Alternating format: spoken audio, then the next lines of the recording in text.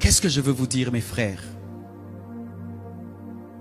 Comment pouvons-nous prier et croire en Dieu et lui dire, dirige nos vies? Mais quand nous entrons dans sa présence, nous ne lui permettons pas de nous diriger.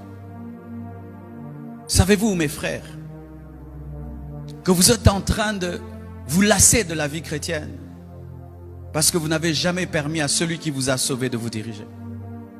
Et ainsi, il ne sait même pas commencer le plan qu'il avait pour vous. C'est-à-dire, tu entres, tu deviens chrétien, et puis du coup, tu diriges ta vie. Alors, il ne sait pas faire ce qu'il voulait faire. C'est pourquoi vous commencez à vous lasser de la vie chrétienne.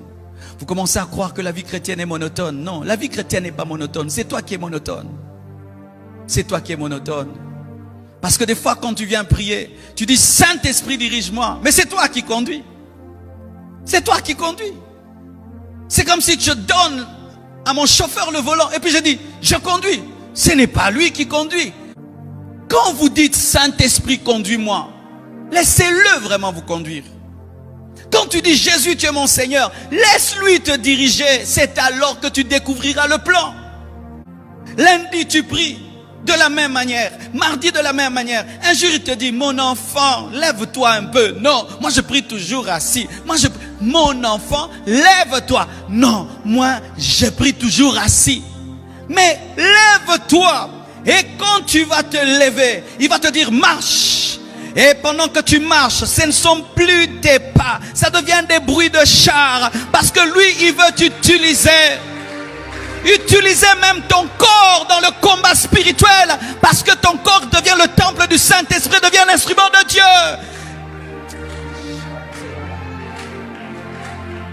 Quand les lépreux marchaient, les ennemis entendaient le bruit de chars. Et des fois, Dieu, quand tu pries, il te dit, ok, je t'ai exaucé, quitte ta chaise, marche en priant. Non, je suis fatigué. Alors qu'un pas va retentir dans des kilomètres et des kilomètres. Tu commences à prier, Dieu te dit, arrête de prier, chante. Tu vois ce cantique? Ce n'est pas mon cantique, c'est Péniel qui le chante souvent, n'est-ce pas? Mais pendant que je priais, c'est venu. J'ai dit, Seigneur, je ne connais pas les mots. Tu me dis, je veux que tu me chantes plus de toi. Mais je n'ai jamais chanté ce cantique avec autant d'onction, de puissance. Il m'entraînait, il me faisait la répétition dans la chambre. Il est fatigué de la nourriture que tu lui donnes tous les jours. De la même nourriture, du même culte que tu lui rends. Dieu est fatigué de ça. Il est fatigué. Est-ce que toi, tu peux manger du riz du 1er au 30, de janvier en décembre, mais c'est la nourriture que vous donnez à Dieu. La même manière de prier, la même manière de tout faire. Dieu est fatigué. Fatigué, fatigué.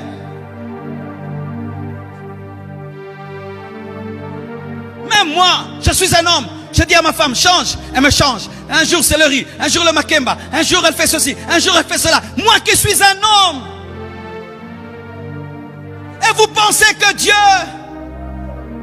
depuis que tu es chrétien, tu ne pries que de la même manière. Et quand il veut t'apprendre des nouveaux plats, non, tu mangeras ça. Tu mangeras ça. L'église de temps de la fin. Prie sans soif. Et devient le Saint-Esprit d'elle-même. Le Seigneur d'elle-même. Mais elle porte le nom de l'église. Nous dirigeons nos cultes. Nous dirigeons nos moments de prière. Nous dirigeons tout. Et nous disons qu'il est Seigneur. Il est Seigneur en quoi? Il est Seigneur en quoi? S'il ne peut même pas diriger tes moments de prière, est-ce qu'il peut diriger ta vie? Parce que si un endroit il doit régner, c'est quand tu pries. Même là, c'est toi qui diriges. Quand tu dis Amen dans ta prière, est-ce que Dieu a dit Amen? Est-ce que Dieu dit Amen quand nous finissons de prier? Il n'a pas fini. Tu arrêtes. Seigneur, je suis pressé. Il veut que tu danses. Tu ne danses pas, mais tu vas danser dans une fête. Mais dans sa présence, tu ne vas pas danser. Quand ton équipe de football va marquer, tu vas sauter, danser. Mais lui, il te dit, fais-le. Tu ne le fais pas. Et tu es fatigué de ta vie chrétienne. La Bible nous dit, chantez à l'Éternel des cantiques nouveaux. Pourquoi? Dieu aussi s'est lasse de la même manière de le chercher. Où tu as toujours les mêmes prières, la même manière de faire. C'est toujours pareil. 10 ans, 20 ans, c'est toujours pareil. Cela s'est produit dans la vie de Jésus. Il est allé dans la maison de Simon le lépreux. C'est Simon qui l'a invité. Jésus ne lui a même pas demandé de l'inviter. Et Simon le lépreux invite Jésus. Jésus va le voir. Et vous savez,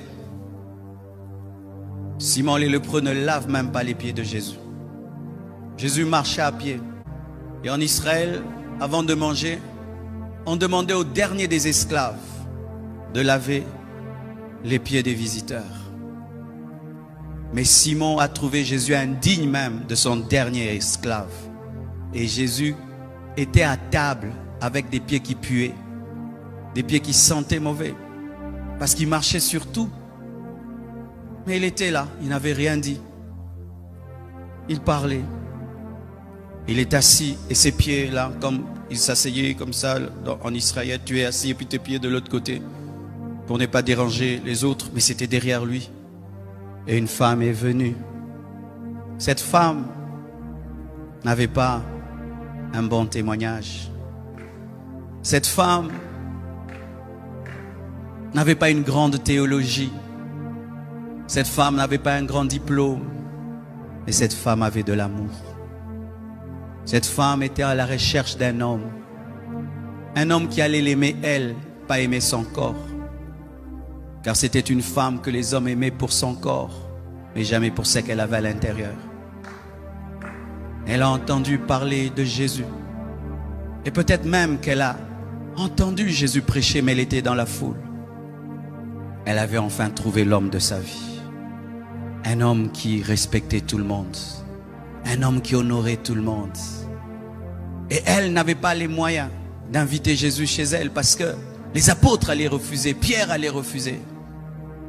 Et il était invité par quelqu'un d'autre. Et elle est entrée sans être invitée. Et quand elle arrive, elle trouve l'homme le plus important au monde, traité moins qu'un esclave. Même les apôtres ne s'étaient pas indignés de cela. Et qu'est-ce qu'elle vient? Elle ne vient pas vers le visage de Jésus. Simon était fixé sur les paroles de Jésus. Elle s'est sentie même indigne de son visage. Elle est allée vers ses pieds. Elle a commencé à pleurer. Elle n'a pas demandé une serviette.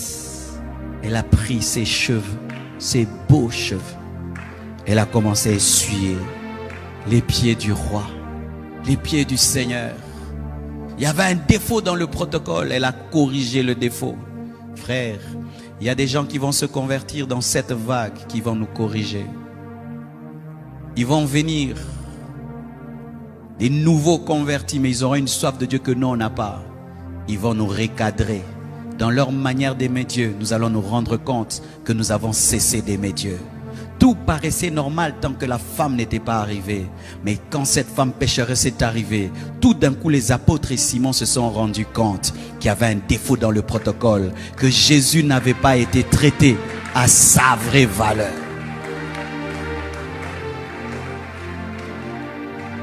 Tu as déjà vu quelqu'un honorer ton père plus que toi, c'est que ça fait? Tu as déjà vu quelqu'un honorer ta femme plus que toi, tu vois ce que ça fait? Et eux disaient qu'ils étaient des disciples de Jésus, mais ils n'avaient pas remarqué que le maître voulait manger ou manger avec des pieds sales. Mais elle, pécheresse, oui, mais révélée. Cette femme est entrée dans la vie de Jésus. Il y a un débat théologique sur elle.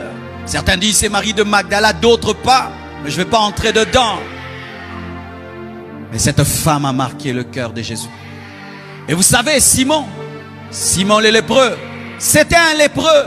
Et vous savez, quand tu entres dans la maison d'un lépreux, ça sent la lèpre. Cette femme a senti qu'il y avait un problème d'odeur. Elle a répandu le parfum. Et la maison était remplie de parfum. Elle a corrigé l'adoration. Dieu veut que nous puissions corriger notre adoration. Il veut qu'on puisse corriger notre manière de nous approcher de lui et notre manière de le recevoir. Écoutez, frères, pourquoi inviter Jésus si on ne va pas le respecter? Pourquoi inviter le roi si on ne va pas le traiter comme un roi? La première dame est venue ici, je l'ai invitée, je l'ai traitée selon son rang, parce que je ne peux pas la faire venir ici et sans la respecter, l'honorer. Et nous avons respecté le protocole et tout pour une autorité de ce monde. Mais Dieu, lui, on l'invite. Fais vite, va-t'en. Est-ce que nous lui avons dit fais vite, va-t'en? Si elle voulait prendre 2 heures, elle allait prendre 2 heures jusqu'à ce qu'elle allait vouloir partir. Mais Dieu, fais vite, j'ai des choses à faire.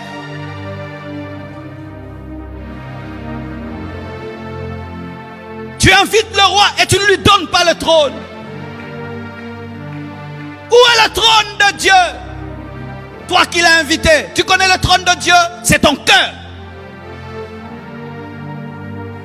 Où est ton cœur? Où est ton cœur? Il est dans tes mains ou dans les mains de Dieu? Toi qui as invité le roi. Seigneur, viens nous diriger dans nos moments de prière. Est-ce que c'est une récitation ou c'est la vérité? Seigneur, conduis ce culte. Conduis ce culte. C'est la vérité ou c'est une récitation? Seigneur, dirige ma vie. C'est la vérité ou c'est une récitation? Comment tu peux diriger ta vie? Dire que Dieu dirige ta vie, toi tu vas dans les boîtes. Dieu te dirige dans les boîtes. Dieu te dirige à tromper ta femme. Dieu te dirige dans la maison du féticheur. Dieu te dirige chez le marabout.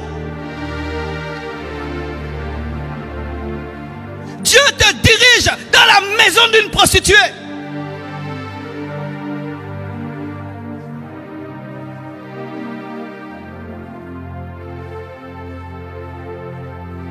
J'aimerais vous imaginer nos moments de prière. Seigneur, viens et viens. Tu es assis, lui il est debout. 1, c'est toi qui diriges ta vie, lui il est debout. 2, tu as toujours ta montre. Père, au nom de Jésus. 3, tu es au téléphone pendant que tu lui parles. Et puis quoi? Tu monopolises la parole. Tu lui parles, tu parles. Quand il veut parler, tais-toi. J'ai un rendez-vous. On lui fait ça lundi, mardi. 1 année, 2 ans. Tu penses d'ailleurs que Dieu vient quand tu lui dis de venir? Si moi tu me fais ça seulement une fois, quand je viens chez toi, je ne viendrai plus jamais. Jamais je ne viendrai chez toi. Moi qui suis un homme. Tu penses? C'est pourquoi nous avons des moments de prière sans Dieu. Parce qu'il dit, ça ne sert à rien. Il ne va pas m'honorer. Quand même il dirait, Seigneur dirige-moi. Il parle. Dirige-moi. Seigneur dirige-moi. Ok. Des fois même tu veux parler, dis, ne parle pas. Vous savez ça? Moi on m'avait formé qu'un homme de prière, prie en criant. Moi quand je commence à prier c'était crier. Et quand Dieu m'a dit, hé, laisse-moi, je vais te conduire. Je veux crier, dit, tais-toi. Je dis, hé. Il me dit, quoi? Ah, tu vois, tu pries pour les hommes. Tu pries pour qu'on dise que tu es un homme de prière. Et toi, comme tu cries parce que tu veux être vu, toi maintenant je vais te former à prier pour ne pas être vu. Ça a été dur pour moi, vous savez. Hein? Certains, vous devez crier, mais d'autres doivent se taire. Parce que moi, nous avions des compétitions de prière. Je ne veux plus que tu cries. Ça a été difficile. Parce que les gens avaient dit que j'avais perdu l'onction. Mais je grandissais dans mon intimité.